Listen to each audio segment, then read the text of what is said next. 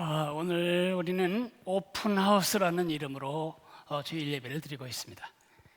오픈하우스란 말이 우리 문화에는 그렇게 익숙지 않습니다. 오픈하우스라는 학교나 대학교나 아니면 회사나 어떤 사무실이, 심지어 남녀 기숙사가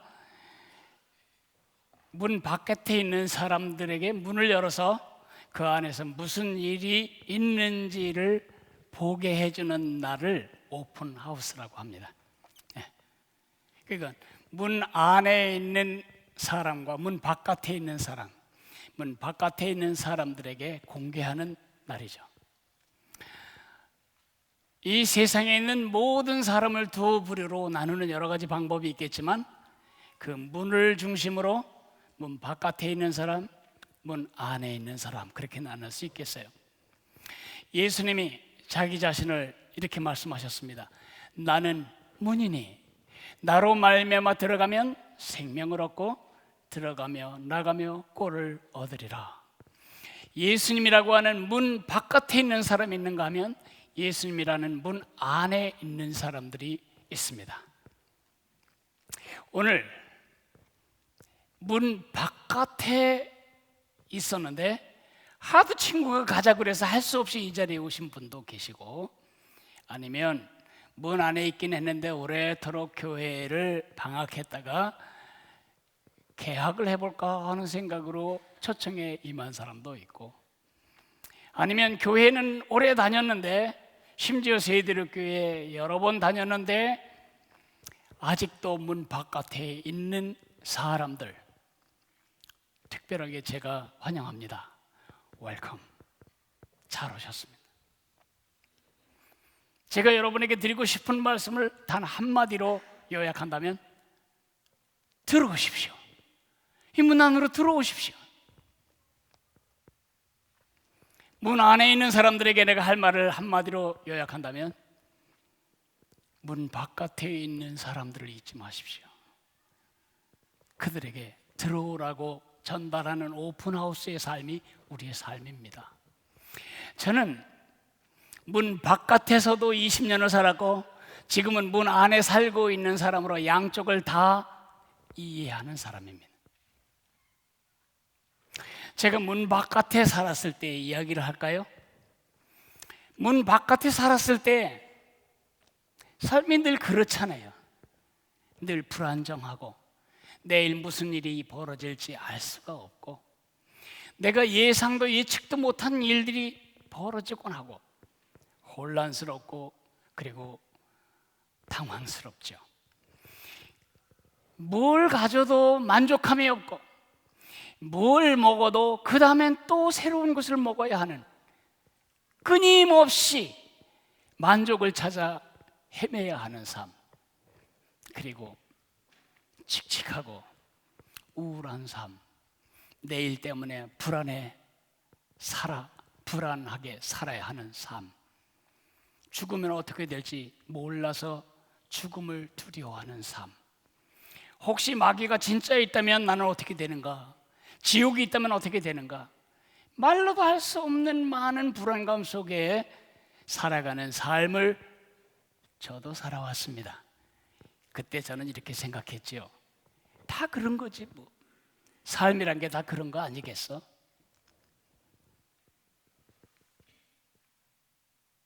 그런데 제가 이렇게 생각할 때에 지금 문 안에서 바라보니까 그때 삶이 왜 그랬는지를 조금은 알겠어요. 제가 중학교 2학년 때 몹쓸 짓을 하나 했어요. 홍수로 공동묘지가 다 쓸려 내려갔는데 그 중에 아카시아 나무 뿌리가 눈구멍, 콧구멍, 턱구멍, 귓구멍 다 들어가서 얽고 있는 두개골 하나를 제가 건졌어요. 그래서 그것을 뿌리를 다 뽑아내고 칫솔로 잘 닦아서 제가 졸업한 학교에 기증을 했죠. 뭐 그렇게 생각할 거 뭐 있겠어요? 고깃집 되는 게 좋아요? 학생들의 과학 교구가 되는 게 좋아요? 제 후배들은 아마 지금도 그 시골 학교에서 사람 두개골이 이렇게 생겼구나, 죽으면 이렇게 되는 거로구나, 그렇게 배우고 있을 것입니다. 그런데 문제는 장난 반 진심 반으로 그렇게 한 일이 제게 큰 문제를 가져오기 시작했어요. 안 믿는 사람들은 이걸 죄 받는다 이렇게 말하는데, 죄 받은 건 아니고 제 마음에, 제 삶의 본질을 보게 되는 사건이 된 거죠. 공부를 하는데 왜 공부하지? 고등학교 가야지. 고등학교 왜 가지? 대학 가야지. 대학은 왜 가지? 취직해야지. 취직 왜 하지?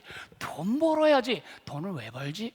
그래야 차도 사고 집도 사고 더 맛있는 거 사 먹고 살지. 그래서 그 다음에 어떻게 되지? 장가 들어야지. 그건 왜 해야지? 애기 낳아야지. 애기 왜 낳아야지? 키워야지. 내 다음 세대를 이어야지. 그 다음에 어떻게 되지? 늙지. 늙으면 뭐 하지? 은퇴하지. 은퇴하면 뭐 하지? 아니, 등산 가방 메고 오늘은 이 산, 내일은 저 산, 오늘은 이 해외, 내일은 저 해외 돌아다니면 실컷 놀지. 그 다음에 어떻게 되지? 죽지. 죽으면 어떻게 되지? 그래도 후손들에게 몇 푼이라도 물려줄 게 있어야지.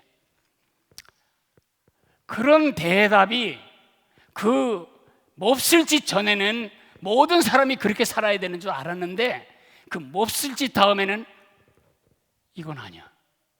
뭔가가 지금 본질이 없는 삶을 지금 살고 있다. 그러니까 태어나서 죽을 때까지 껍데기만 있고 길만 있지, 진정한 삶의 목표도, 진정한 삶의 가치도, 진정한 삶의 의미도, 기쁨도, 만족도 없는 삶을 제가 살아가고 있었던 것을 제가 발견했습니다. 제가 그 생각이 나네요.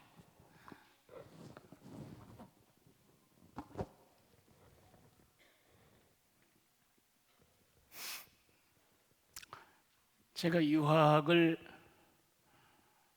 하는 그 기간에 평생 잊어서는 안 되는 그 광고 하나를 봤어요. 웬디스라고 하는 햄버거 광고예요.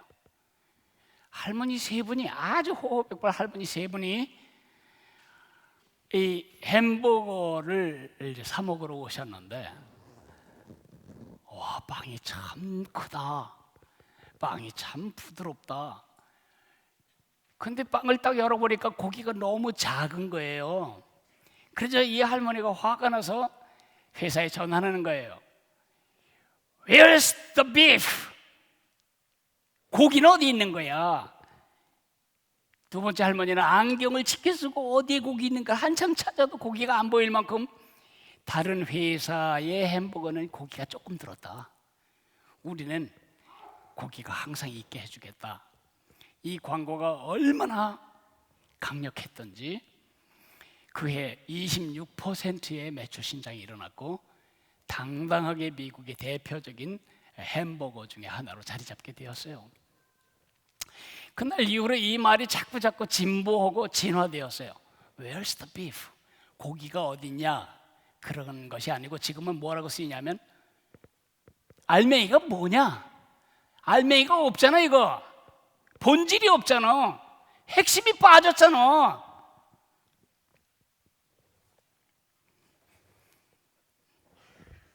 상상력이 부족한 분들을 위해서 제가 햄버거를 갖고, 먹음직하지요.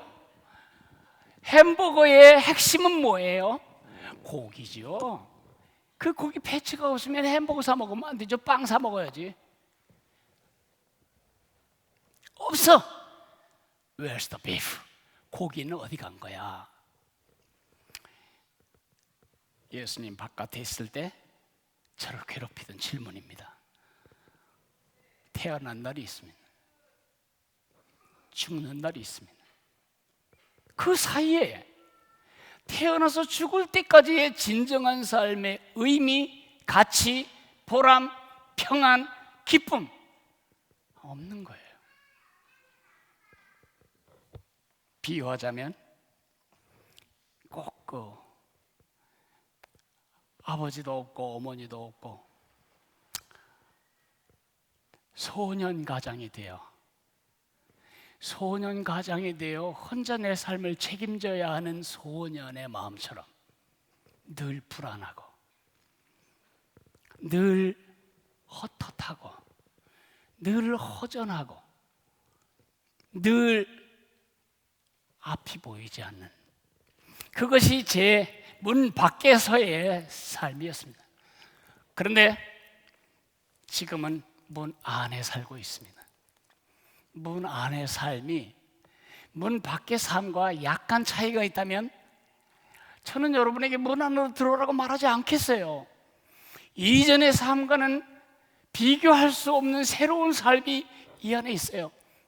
문 안에서 저는 고기를 발견한 겁니다. 진정하게 내 삶에 평안을 주고 만족을 주고 그리고 빛을 주는 그러한 인생의 본질, 삶의 본질적인 목적, 삶의 본질적인 가치를 예수님 안에서 발견한 거죠. 그 고기는 바로 예수님이에요. 그날 이후로 제 삶은 오픈하우스입니다.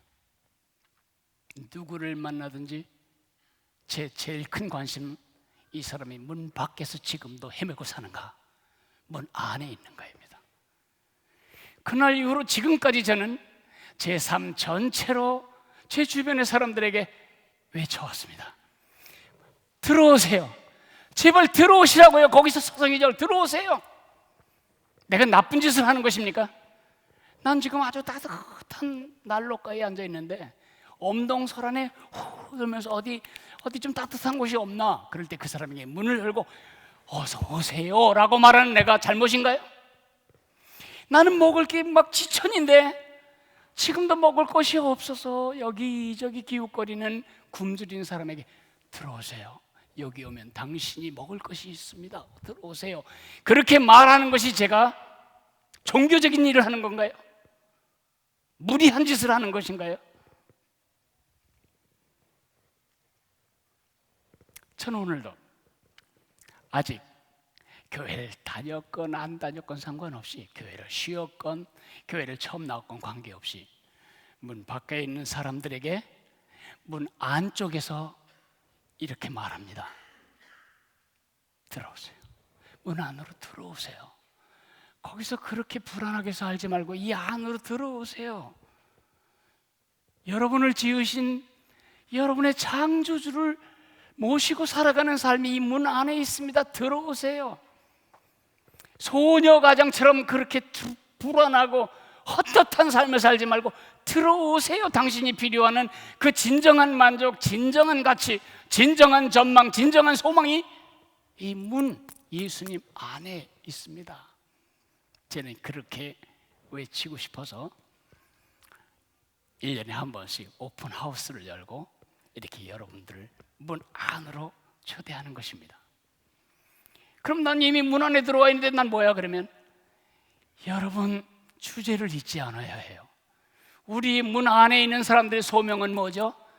아이고 죽다 살아났네, 아주 좋으네, 그거 즐기고 나 이제 평안해. 내게 강 같은 평화가 넘치고 샘솟는 기쁨이 있고 바다 같은 사랑이 있네.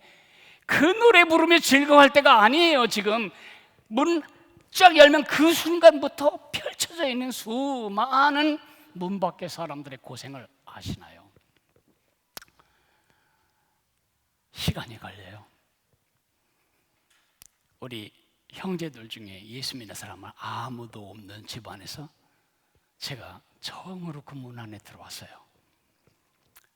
그래서 들어오자마자 제일 내가 안타깝게 생각하는 사람은 우리 가족들이죠. 형, 이리 들어와 봐. 형님 이리 들어오세요. 아버지 이리 들어오셔야 해요. 어머니 들어오세요.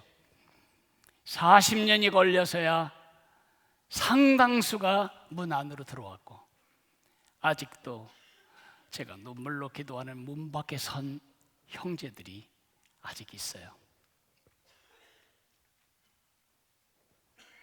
제 인생과 제 인격과 삶을 걸고 여러분을 초대합니다. 문 밖에서 서성거리지 말고 의심에 가득 차가지고 진짜 그럴까 그러지 말고 문 안으로 발을 들여놓으십시오. 여러분의 삶은 달라질 것입니다. 거기에 제가 지금 이런 초대를 하는 것을 우리 고등학교 동창들이 어떻게라도 듣는다면 별일이 다 있다 그럴 겁니다.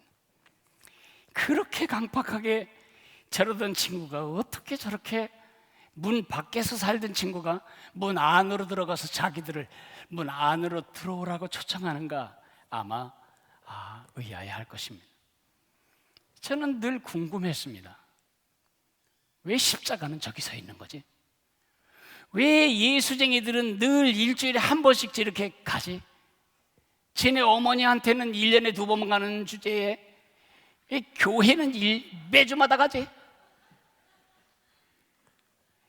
그리고 2000년 전에 죽은 그 사형수가 아무리 착한 분이라도 그렇지 그렇게 그냥 그분이 마치 살아있는 것처럼 가가지고 기도도 하고 찬양도 하고 관 앞에서 노래 부르는 게 무슨 의미가 있어? 관 앞에서 2000년 전에 죽은 사형수가 어떻게 저들은 자기와 연결된다고 믿는 거지? 2000년 전에 살았던 그 4대 성현 중에 한 분이 뭐 특별하다고 꼭 그분만이 문이라고 주장질하지? 결국 불교건 이슬람교건 기독교건 다 유교건 다 같아. 착하게 산 분량이 악하게 산 분량보다 많으면 내가 쌓은 선이 내가 지은 죄보다 조금 더 무게가 나가면 우린 다 결국은 같은 곳으로 가게 될 텐데 왜 그렇게 예수 믿는 사람들은 그게 아니라고 말하는지,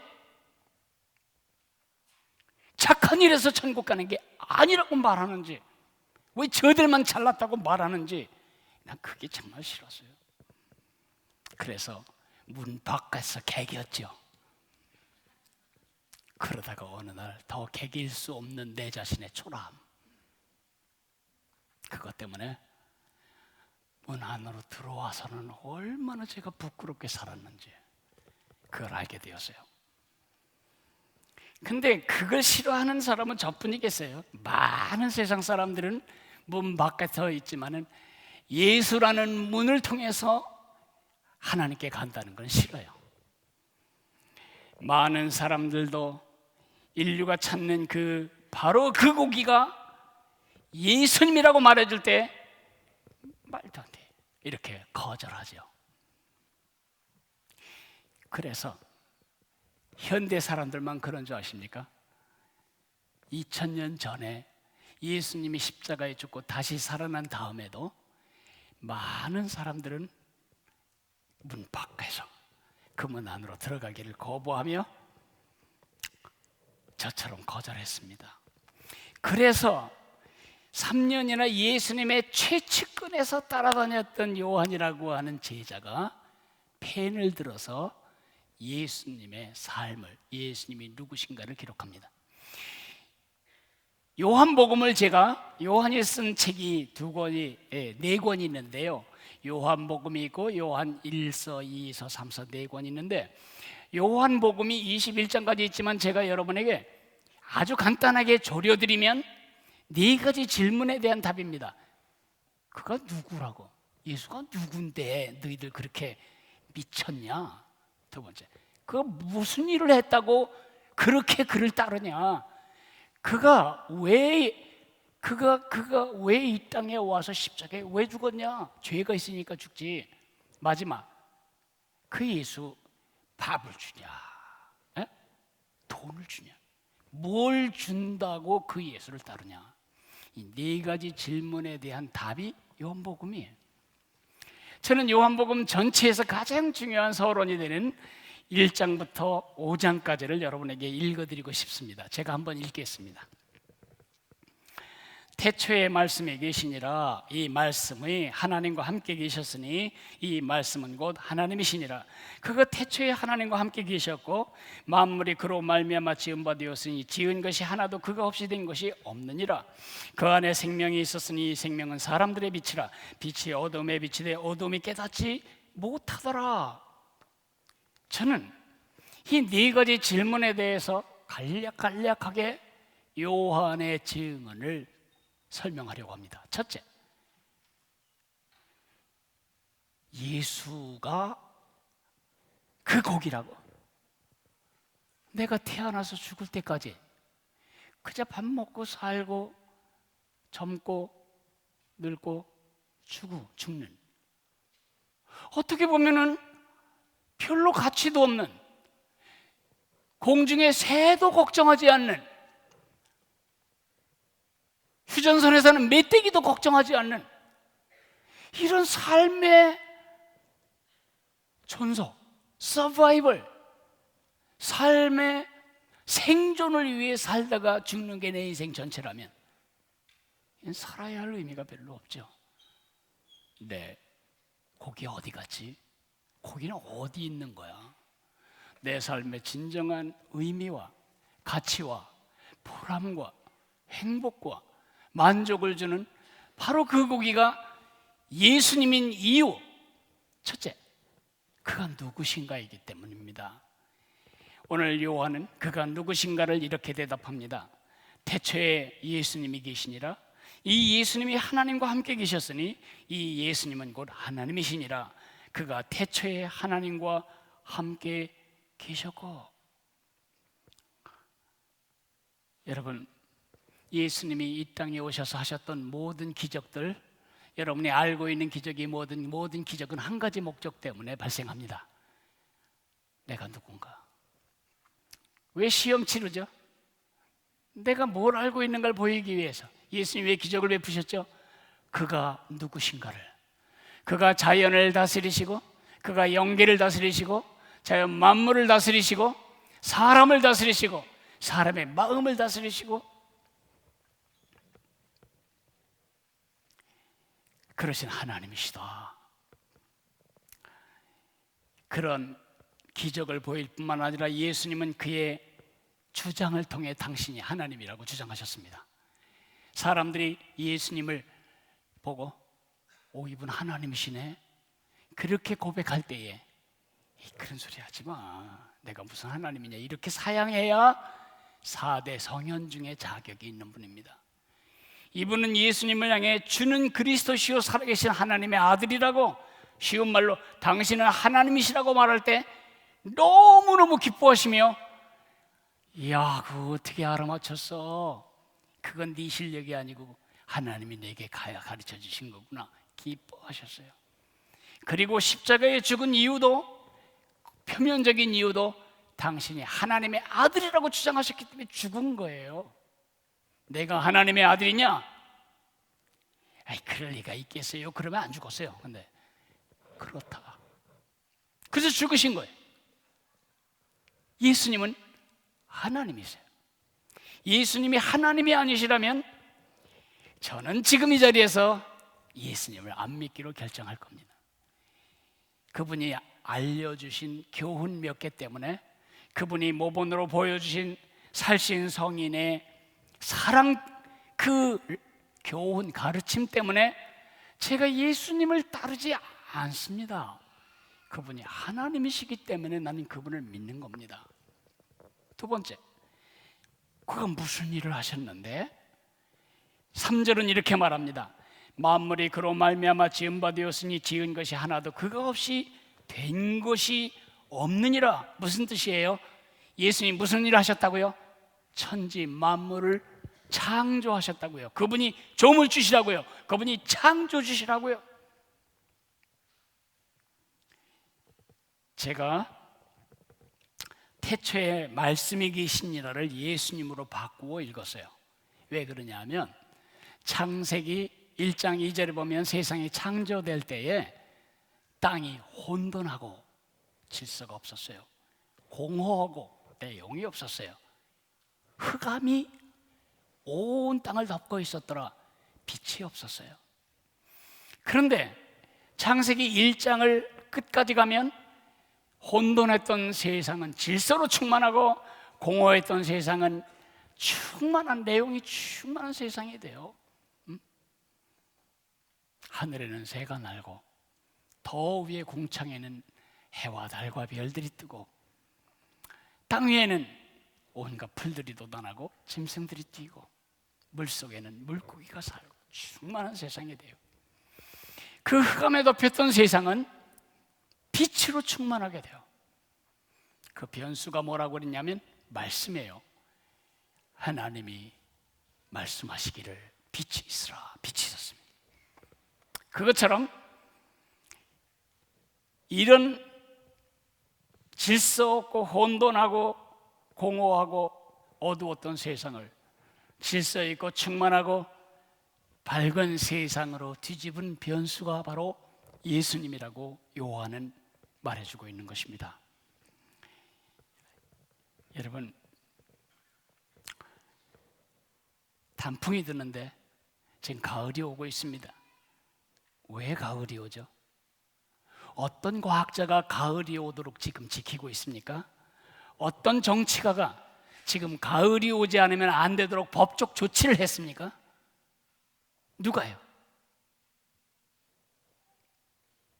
가을이 오는 이유는 예수님 때문입니다. 가을이 오는 이유가 예수님이 아니라면 제가 예수님을 믿어야 할 이유가 없지요. 그분이 창조하셨으니까요. 지구는 남과 북축이 이렇게 직각으로 서 있지 않아요. 23.3도 기울여서 돌고 있어요. 그래서 도는 동안 태양에 가까워지면 여름이고 태양에서 멀어지면 겨울이죠. 근데 그 지축이 한 번도 1도라도 똑바로 서거나 더 자빠지지 않았어요. 그럼 큰일 나요. 한쪽은 다 타죽고 한쪽은 다 얼어 죽어요. 누가 그 양쪽 지구 축을 붙잡고 있냐면 누가? 예수님이. 여러분 지금 얼마나 빠른 차에 타고 있는지 모르시죠? 여러분, 남편이 140km만 밟아도 여보 왜 이래 우리 죽으려고 그래? 막 그럴 거예요. 그죠? 우리 지금 시속 11만 킬로의 차에 타 있어요. 11만 킬로 상상도 안 되시죠? 1초에 30km를 지금 날고 있어요. 우리가 지구가 태양을 한 바퀴 돌아서 제자리에 오는 데까지 365일 걸리죠. 그 거리를 365로 나누면 어떻게 되냐면 시간당 11만 킬로를 달려야 돼요. 우와, 시속 11만 킬로 상상이나 되세요? 그리고 지구는 24시간에 한 바퀴를 돌아야 돼요. 그죠? 한 바퀴. 그걸 자전이라고 하는데 그 자전 속도가 1660km예요. 시속. 그러면 여러분 비행기에 거의 2배 가까이 가는 거예요. 이런 속도로 우리가 막 돌면서 가고 있어요. 그러면 어떻게 되죠? 우리 다 원심력에 의해서 다 어떻게 돼요? 다 흩어져야 돼요. 물도 나무도 집도 다 성할 것이 없어요. 다 쏟아져 나가죠. 막 돌아가는데, 근데 우리가 어떻게 속도도 느끼지 못한 채 이렇게 살고 있고 내 컵에 부어놓은 물은 아직도 거기에 잔잔히 있을까요? 우리 집 앞에 심은 장미나무는 아직도 거기서 꽃을 피고, 우리 집 칫솔은 왜 아직 땅에 굴러떨어지거나 바깥으로 튕겨나가지 않고 아직 그 자리에서 내일 주일을 기다릴까요? 누가 지금 그것이 떨어져 나가지 않도록 안쪽으로 붙잡고 있을까요? 그 강력한 원심력보다 더 강력한 구심력 누가 붙잡고 있을까요? 과학자들은 이렇게 단순하게 대답합니다. 중력. 그 중력은 누가 만드셨을까요? 예수님이. 여러분 중에 저 사람 확실히 미쳤구나, 그런 사람이 있을까 봐 내가 말하겠어요? 진짜 이 미친 소리를 하는 사람들 다 잡아 죽여야 되겠다고 생각한 사람이 있었어요.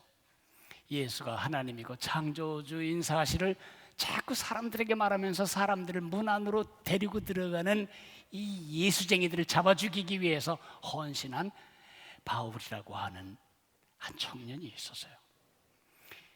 이 예수 믿는 것들을 다 이 지상에서 쓸어버리기 위해서 헌신하고 예수 믿는 사람들을 잡았고 죽였고 또 색출하러 가다가 그가 예수님을 만났어요.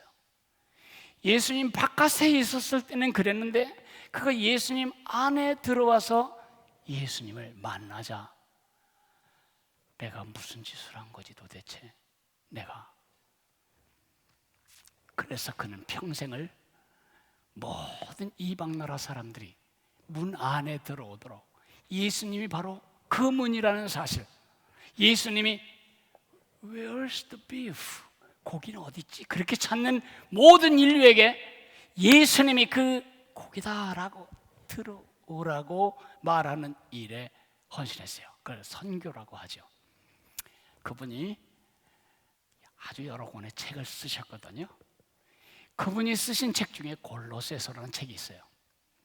그 골로새서 1장에 이런 말이 있어요.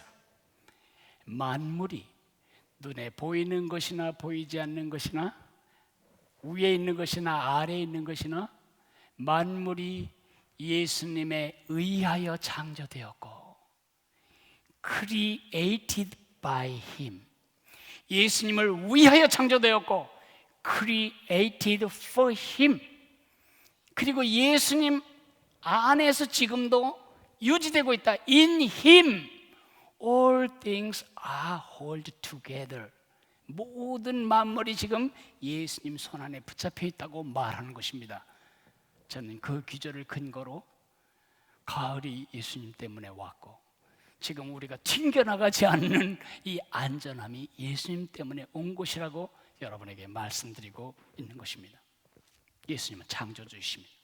예수님이 하나님이시고 창조주시면 세 번째 질문, 뭐 때문에 이 땅에 왔는데 그러면 왜 베들레헴에 탄생해서 우리 크리스마스 만들었는데 왜? 그것을 4절 말하고 있습니다. 그 안에 생명이 있었으니 이 생명은 사람들의 빛이라. 예수님은 어둠에 속한 우리에게 빛을 주시기 위해서 오신 구세주라는 것입니다. 여러분, 왜 우리가 구세주가 필요하지? 우리가 그렇게 많이 나쁜 짓을 했나? 아니에요. 나쁜 짓을 많이 해서 죄인이 된 게 아니고 죄인이기 때문에 나쁜 짓을 하지 않을 수가 없는 거죠. 이 그림을 한번 보시겠어요? 원래 하나님이 세상을 만드실 때에 인간과 하나님은 아주 완전한 화목과 교통 속에 있었어요. 문이 필요 없었어요. 인간은 언제나 하나님께 갈 수 있고 하나님은 언제나 인간을 복 주실 수 있었어요. 그런데 어느 날 인간이 이런 선택을 해요. 하나님을 등지고 죄에 빠지게 돼요. 더 이상 하나님께 예속한 노예로 살고 싶지 않다. 내가 하나님이다. 하나님이 있다면 내가 하나님인 삶을 살겠다. 하나님을 삭제하고 하나님을 떠났어요. 마치 아버지 엄마 지겨워서 집 떠난 아이처럼.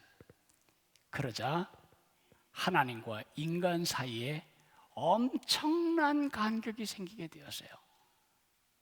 지옥이죠. 하나님 없는 삶은 아버지 엄마 없는 소년 가장처럼 늘 불안하고 늘 두렵고 늘 어둡고 칙칙하고 우울해요. 죽은 다음에 끝나지 않나? 죽은 다음에 영원토록 지옥불이 기다리고 있죠. 이게 우리 모습이에요. 그런데 왜 예수님이 오셨냐고? 성경은 이렇게 말합니다. 다음 그림을 보면 하나님이 죄에 빠진 인간을 이처럼 사랑하셔서 예수님을 보내주셨으니 이는 누구든지 예수님을 믿으면 멸망하지 않고 가운데 빠지지 않고 하나님 자녀 영생을 얻게 하려 하기 위함이라고 말씀하고 있어요. 예수님이 바로 그 이유 때문에 오신 거죠. 죄에서 우리를 건져내시기 위하여. 우리가 지은 작은 죄들 안 짓게가 아니고 죄를 안 질 수 없는 DNA가 우리 조상적부터 흘러내려오고 있어요. 그 죄의 공장에서 우리를 빼내기 위해서, 그 죄의 노예에서 우리를 해방하기 위해서 예수님을 우리 몸값을 십자가에서 지불하신 겁니다. 그러나 거기서 끝났다면 예수 믿으면 안 됩니다. 그 예수님이 예언하신 대로 3일 만에 다시 살아나셨고, 우리가 보는 십자가처럼 시신이 매달려 있지 않은 채 그의 육체는 하늘나라 하나님 우편에 가 계시고, 그의 약속대로 영으로 우리 가운데 오셔서 누구든지 그를 받아들이는 사람을 문 안에 들이시는 것입니다. 예수님을 받아들이는 것이 내가 예수님 안에 들어가는 것 같은 일입니다. 네 번째 질문은 이거죠. 최대의 관심사죠. 아니, 예수 믿으면 밥이 나와, 돈이 나와. 제가 농촌 전도를 가면 할머니들이 그런 말해요. 예수 믿으면 떡이 나오냐, 밥이 나오냐. 우리의 관심사도 똑같아요. 예수가 내게 뭘 줄 수 있는데, 예수가 뭘 줄 수 있기 때문에 내가 그 안에 들어가야 되냐. 제가 아주 간단하게 말하면 다리를 줍니다. 다리. 십자가의 가짜는 널판지라는 뜻입니다. 널판. 널판은 뭐 언제 쓰죠? 가로지를 때 씁니다. 우리는 세상이 혼돈하고 공허하고 어두웠는데 하나님의 말씀이 개입되자 질서 있고 충만하고 빛이 가득한 세상으로 바뀌었다는 이야기를 창세기에서 읽었습니다. 그러나 인간이 죄에 빠지자 그 영적 상태가 다시 혼돈하고 다시 공허하고 다시 어두워졌습니다. 그런 내면의 세계가 질서와 충만과 빛으로 가득 차게 하는 이 달이 바로 예수님이십니다. 예수님은 나와 하나님 사이를 연결해 줍니다. 예수님은 다리로서 나와 성경 사이를 연결합니다. 2000년 전에 돌아가신 그 예수님이 아니고 지금 살아계신 그 예수님은 그 고문서, 이 엄청난 고문서 성경을 바로 오늘의 내 삶의 내비게이션으로 연결합니다.